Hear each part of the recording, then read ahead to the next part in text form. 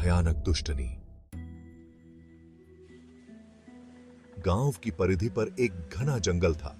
वहां लोगों का आना जाना बहुत कम था, क्योंकि वे जानते थे कि वहां एक खौफनाक जादूगरनी रहती है।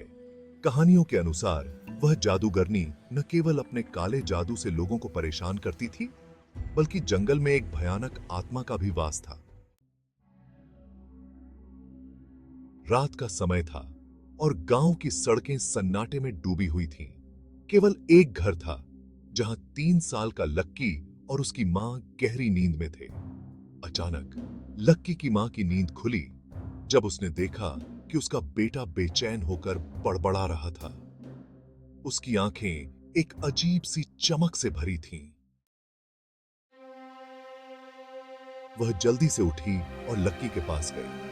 उसने देखा कि लक्की का शरीर ठंडा हो गया था और उसकी सांसें मुश्किल से चल रही थीं। मां ने तुरंत गांव के चिर परिचित डॉक्टर को बुलाया, लेकिन डॉक्टर ने कहा कि यह कोई साधारण बीमारी नहीं है। उन्होंने मां को सुझाव दिया कि उसे किसी काले जादू से बचाने की जरूरत हो सकती है।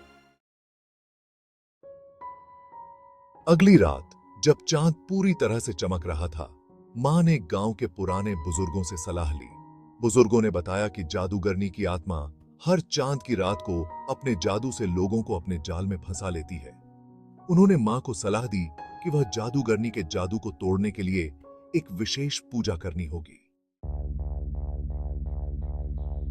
मां ने अपनी पूरी ताकत लगाकर पूजा की तैयारी की।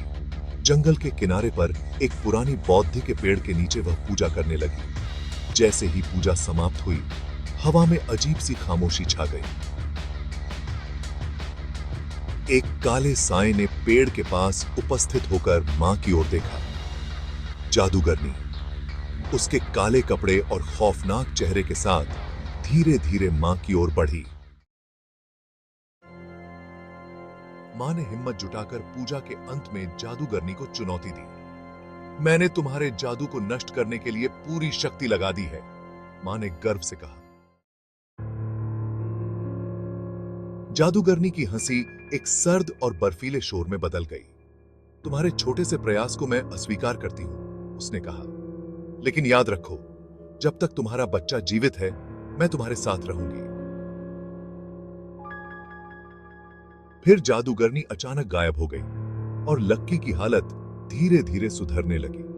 लेकिन उस रात के बाद से गांव में हर चांद की रात को एक अनहोनी सी खामोशी छा जाती है और लोग इस बात को अच्छे से जानते हैं कि जादूगरनी कभी भी लौट सकती है कि साम